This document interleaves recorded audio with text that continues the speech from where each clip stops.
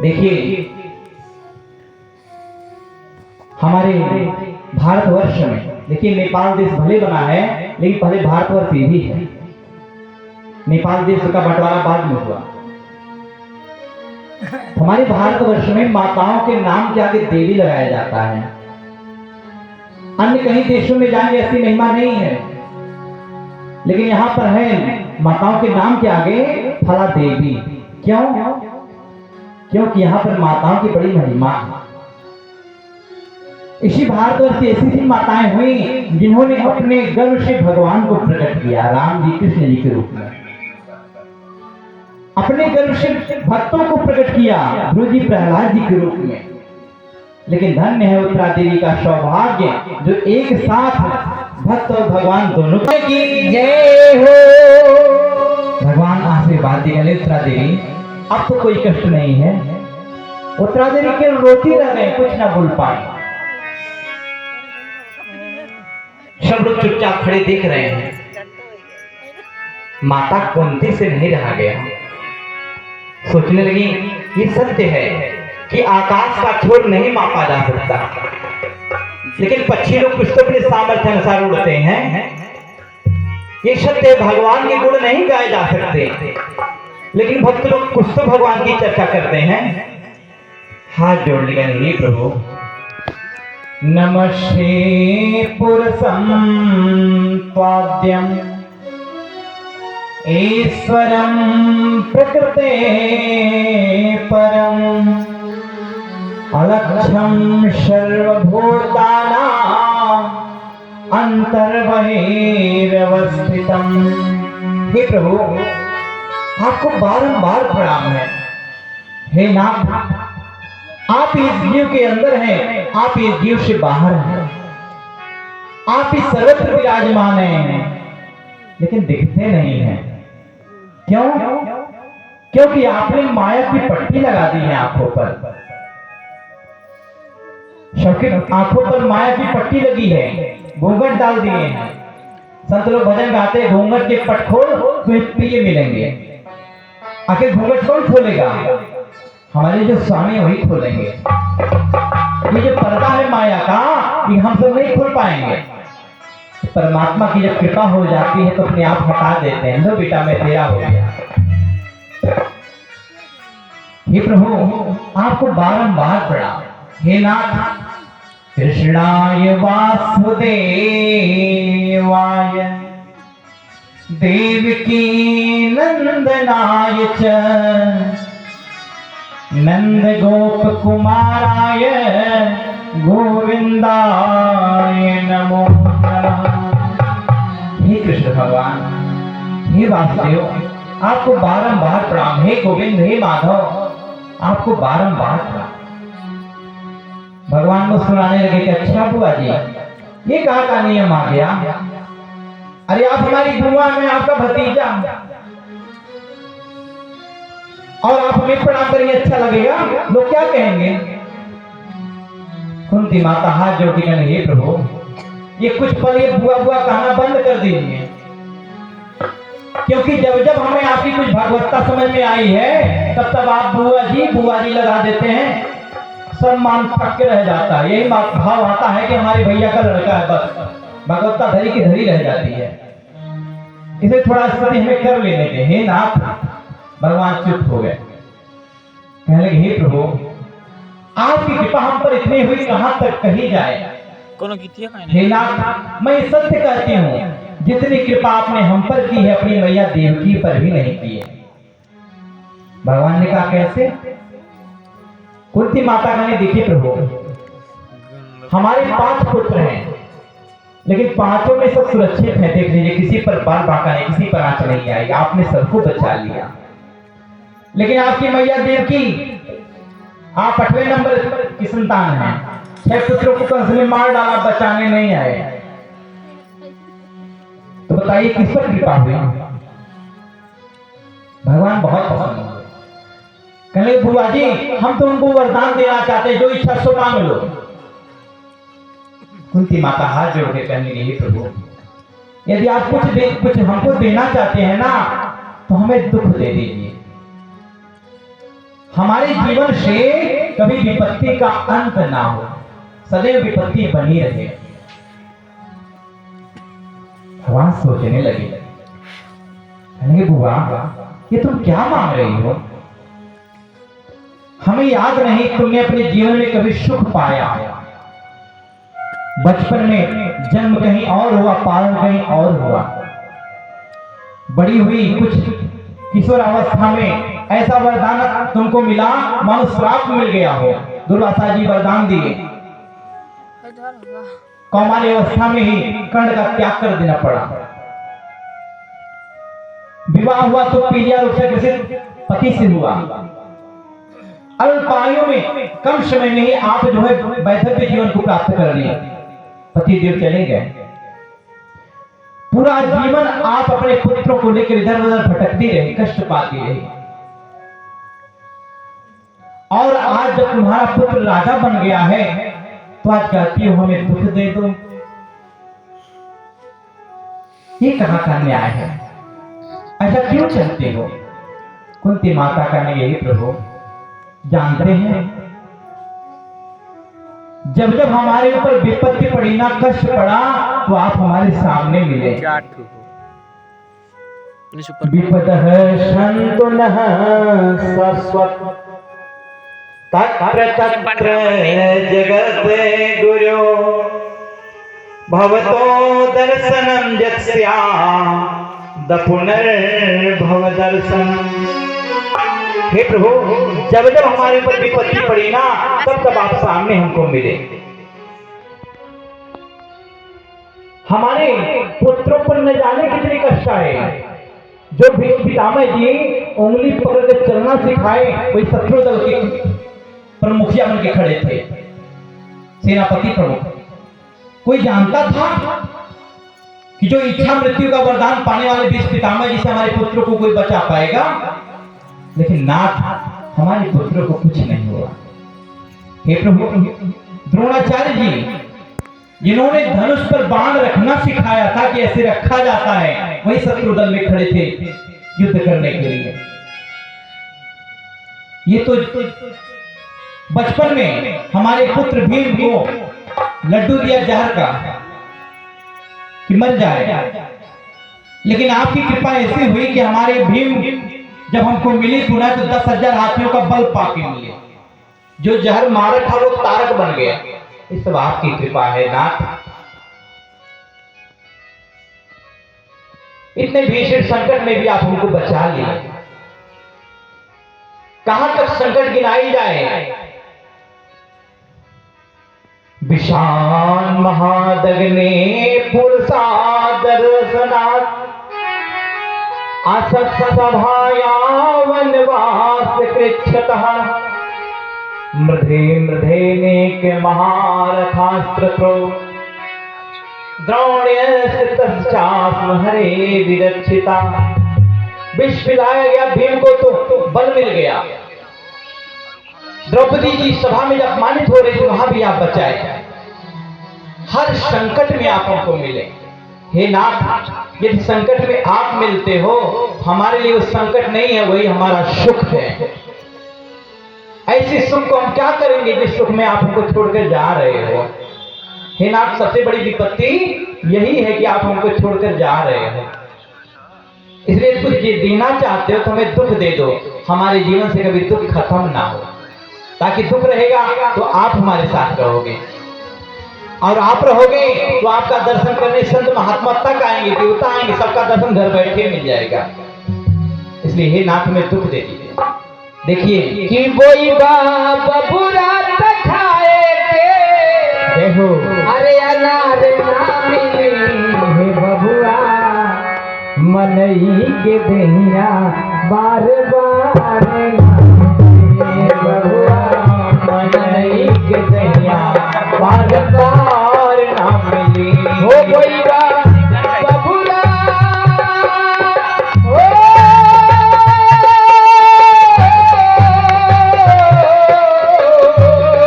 बार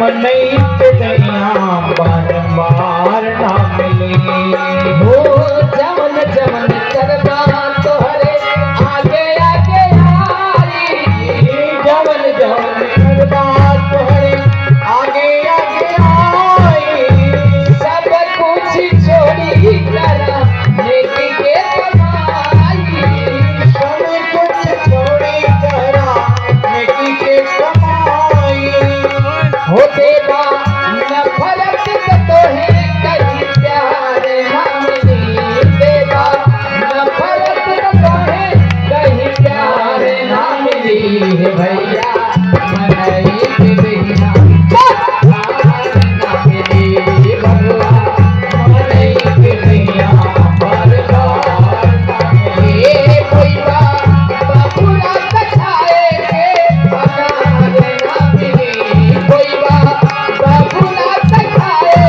के अनार ना मिली दादा मनई के बिना बरबाद ना मिली भैया मनई के बिना बरबाद ना मिली बरबाद ना ये तन बड़ा अनमोल है, ये बार बार ये मनुष्य तन नहीं मिल पाएगा, बड़े भाग मानुष तन पावा। गोसाई बाबा कहते हैं कुंती माता ने भगवान से दुख मांगा। देखिए संसार में ऐसा कोई नहीं जो दुख की कामना करे। सब कहते भैया बढ़िया फैक्ट्री लग जाता हमारा, बढ़िया हमारा होटल चल जाता, बढ़िया विवाह हो जाता, 4 तल्ला का घर हो जाता। खूब कामना करते हैं शुभों की। कोई नहीं कहता भगवान हमको आज दुख दे दो, जबकि संसार में हम सुख खोजते हैं, जबकि संसार के बोर्ड के बाहर लिखा है दुख खा लिया, इसमें दुख ही दुख है। सुख की कामना यहां ना करें, जितनी कामना करेंगे उतना दुख हमें जंजीर में बांधेगा। जब हमारे पास झोपड़ी नहीं था, हमने कामना किया भाई एक बढ़िया घर बन जाता कितना अच्छा, भगवान ने कृपा की घर बन गया। फिर कामना जगी प्रभु थोड़ा विवाह हो जाता बड़ा अच्छा होता, अकेले रहने में बोर हो जाना पड़ता है, गृहस्थ जीवन हो जाता, भरा पूरा परिवार होता। भगवान ने कृपा की विवाह हो गया। फिर कामना जगी प्रभु पुत्र चाहिए, फिर ठाकुर जी की कृपा हुई पुत्र हो गए। फिर कामना प्रभु शहर तक जाने में थोड़ा चरपैया मिल जाता, बड़ा आनंद आता। जैसे हमारे पूज्य श्री डॉक्टर साहब देखिए बड़े भाव का आदमी है, यहाँ से बहुत अच्छे सज्जन है। नौगढ़ में आपका अच्छा एक अस्पताल चलता है श्री कुंज बिहारी हॉस्पिटल। भगवान की कथा कितने रसिक हैं कि वहां से चले आए कथा सुनने के लिए। उनको साधुवाद है, बहुत अच्छा लगा। यही है श्रोता भगवान की कथा के जो रसिक होते हैं भागते हुए आते हैं। भाव है प्रभु के प्रति। प्रेम से यज्ञनाथ भगवान की जय। इस संसार में हम सुख की कामना करते हैं, लेकिन दुख हमें ऐसे लपेटता जाता है, और जहां सुख मिलने वाला है उनसे हम दूर भागते हैं। भगवान को सुख राशि कहा गया है, भगवान के पास दुख नहीं है। यदि भगवान से जुड़ गए तो समझे दुख काम तो खत्म, दुख नहीं आएगा। जिस समय गुरु वशिष्ठ जी नाम कर्ण कर रहे थे तो उन्होंने कहा देखो ये कौन तुम्हारे यहाँ प्रकट हुए हैं, ये कोई साधारण नहीं है। जो आनंद सिंधु सुख राशि सीकर त्रैलोक सुपासी, सो सुख धाम राम यस नामा, अखिल लोक दायक विश्रामा। ये सुख राशि है। भगवान की भक्ति करेंगे, भगवान की तरफ मुड़ेंगे, भगवान से जुड़ेंगे तो सुख आएगा, दुख भागेगा। कहा जाता है ना, कोई तन दुखी कोई मन दुखी, कोई धन बिन रहत उदास, थोड़े थोड़े सब दुखी, सुखी राम के दास। जो भगवान की भक्ति करता है वही सुखी है, अन्यत्र सुखी कोई नहीं है। कि राम नाम हवे ऐसन दवा हो राम नाम हवे ऐसन दवाई, यह बात दर्द मिट जाए। हरे राम नाम हवे ऐसन दवाई, यह बात दर्द मिट जाए। सारा जिंदगी के पाप कट जाई, सारा जिंदगी के पाप कट जाई। ये बात दर्द न बुझाई, हो राम नाम हवे ऐसन दवाई, ये बात दर्द कट जाए।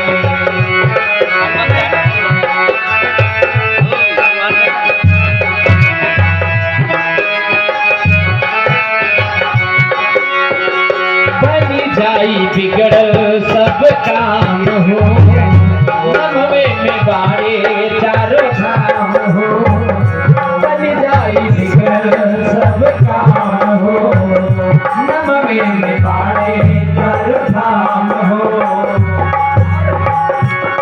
लागे साकी नाही रोगवा बलाई, लागे साकी नाही रोगवा बलाई, पिया बात दर्द न बुझाई। हो राम नाम हवे ऐसन दवाई, पिया बात दर्द कट जाए। मेरे नैना सामने भातो, फिर भी मेरा मन प्यासा, फिर भी मेरा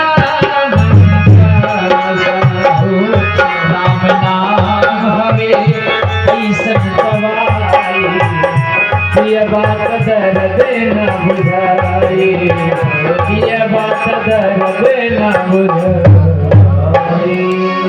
प्रेम श्री पुराण भगवान की जय हो। अरे जयकारा थोड़ा जोर से लगाएं, ऐसे लगाएंगे बगल वाला नहीं सुन पा रहा है। बैटरी डाउन है महाराज जी, कम से कम हथावल लगाइए भाई, ज्यादा जोर मत भगाइए क्योंकि रात में सोना भी है। प्रेम से वृंदावन बिहारी लाल की चलिए लक्ष्मीपुर ना गा, कोई बात नहीं, भले माथावाल ना पहुंचे, लक्ष्मीपुर तो गया, कम से कम आवाज ठीक है। तो कुंती माता ने लाख दुख की कामना की, लेकिन भगवान नहीं दे पाए। क्यों? कि उनके पास है ही नहीं, वो तो आनंद सुख राशि है, कहां से देते।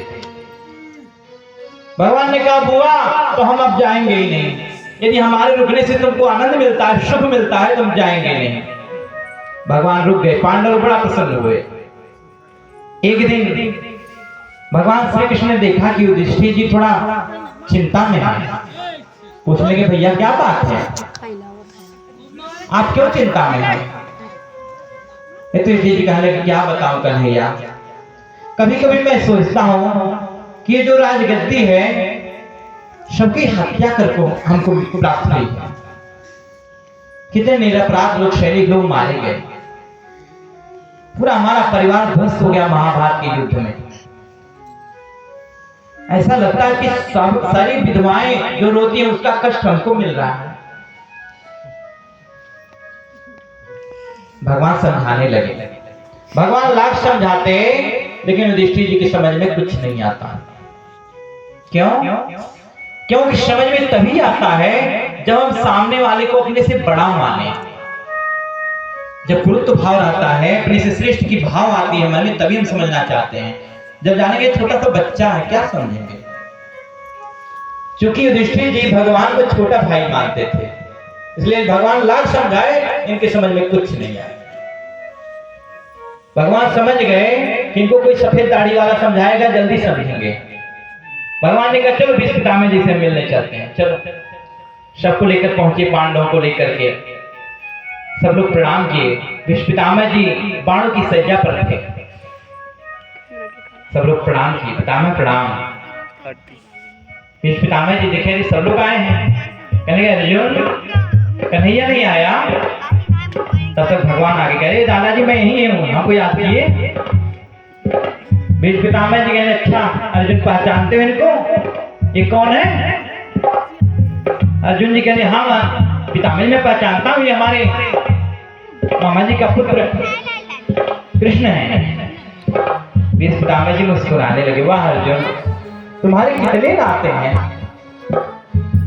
कभी गुरु बना करके ज्ञान ले लेते हो, कभी साथी बना देते हो, रथ पकड़ा देते हो, कभी मित्र बना करके साथ चल देते हो, लेकिन वाह रे प्रभु आप इतने दयालु हो कि भक्त आपको चाहे जो भी बनाए आप बन जाते हो। हे नाथ बड़े दिनों की प्रतीक्षा आप कराए, इसलिए मैं जब तक प्राण न छोड़ दूं तब तक आप प्रतीक्षा कीजिए, यही निवेदन आपसे है। भगवान सोचने लगे राम राम राम, इनको इच्छा मृत्यु का वरदान है, जब इच्छा करेंगे तभी जाएंगे, और न जाने कब इच्छा करें जाने की, और कितने दिनों तक हमें ऐसे खड़ा रहना पड़ेगा। थोड़ा मुंह जब लटका तो भीष्म पितामह जी कहने लगे कन्हैया आपका ये लटका चेहरा देखने के लिए मैं नहीं खड़ा किया हूं। भगवान ने कहा क्या करूं, आप ऐसे ड्यूटी हमको दे दिए, न जाने कब जाने की स्थिति बनाओ तब तक हम खड़े रहेंगे ऐसे। भीष्म पितामह जी कहने लगे प्रभु आप मुस्कुराइए, क्योंकि आपकी मुस्कान में वो जादू है कि हर कष्ट को दूर कर देती है।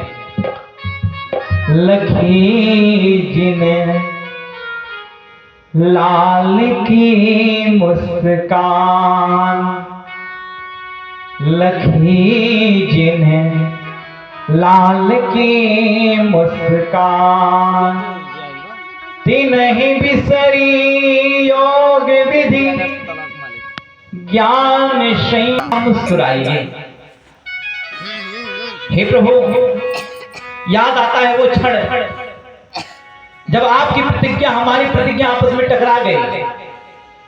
आपने प्रतिज्ञा की कि मैं शस्त्र नहीं उठाऊंगा युद्ध में, मैंने भी प्रतिज्ञा कर ली, या तो आज अर्जुन के प्राण रहेंगे या प्रभु का प्रण रहेगा। आज देखते हैं युद्ध में क्या होता है।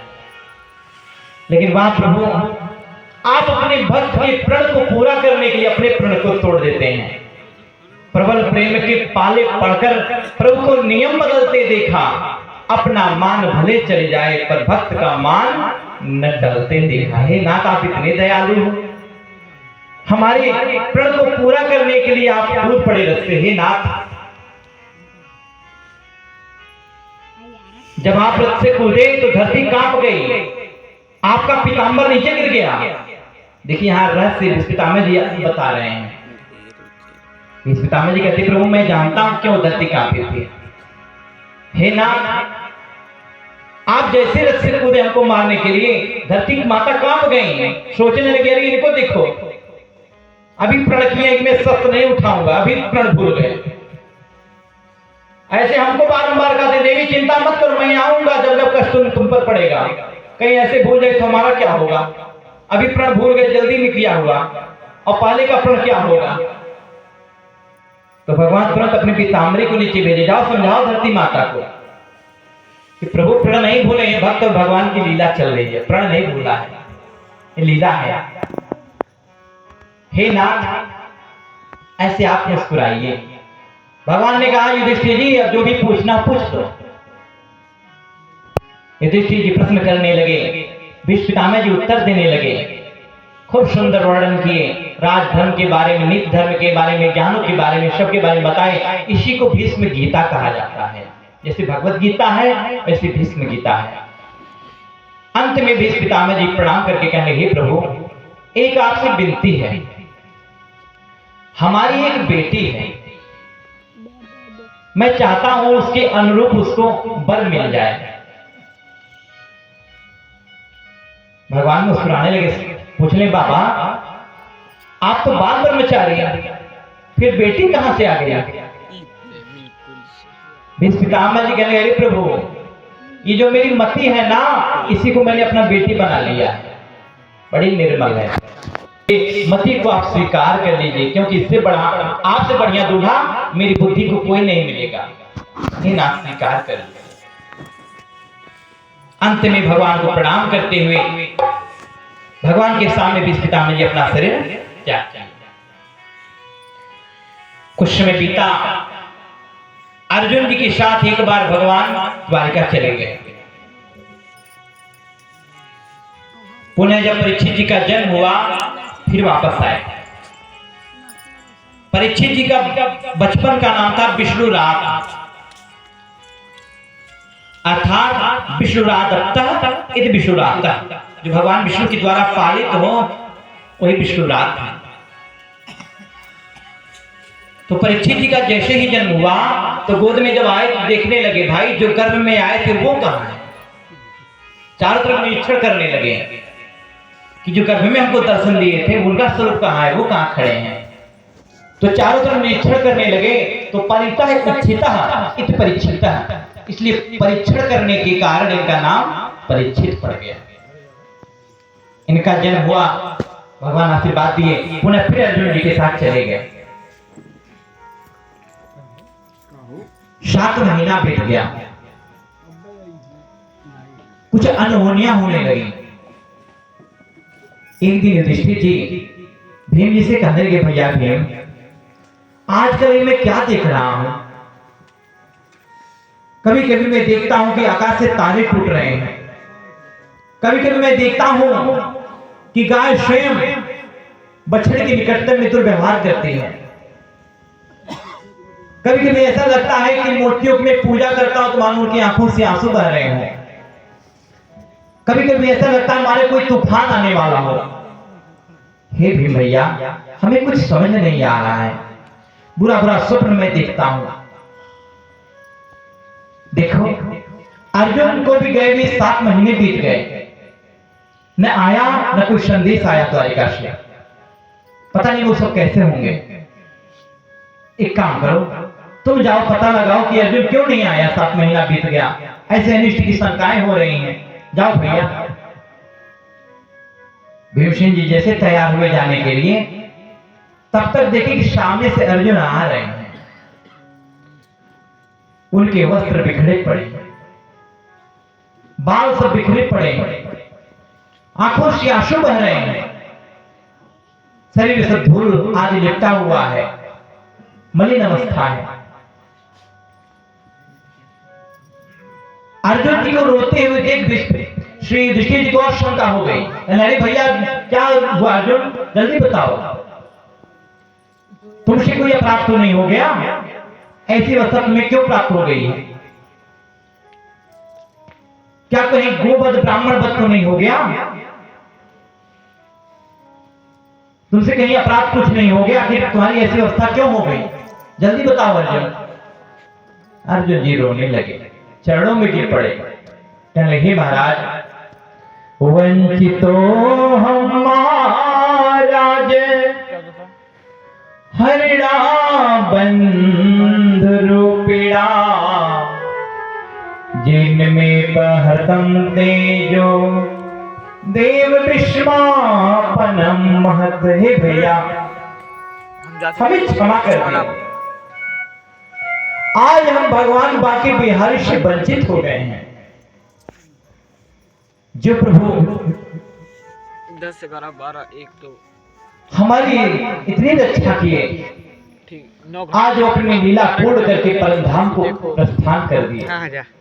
उनके जाते ही मानो सब कुछ मेरा समाप्त हो गया, मैं एकदम तेजहीन हो गया। यहाँ तक कि कुछ जिम्मेदारियां हमको सौंपे थे कि ले जाओ सुरक्षित हस्तिनापुर में ले जाओ गोपियों को, कुछ दूर लेकर आया, वहां पर कुछ भील खड़े थे और मेरे गांडीव को डंडे से मार के तोड़ दिए। जिस गांडीव को बड़े बड़े अस्त्र काट नहीं पाते थे, उस गांडीव को डंडे से तोड़ दिए। हे भैया आज मैं समझ गया कि हमारे अंदर, हमारे शस्त्रों के अंदर जो भी तेज था, जो भी बल था ना, ये सब भगवान स्वयं थे और कुछ नहीं था।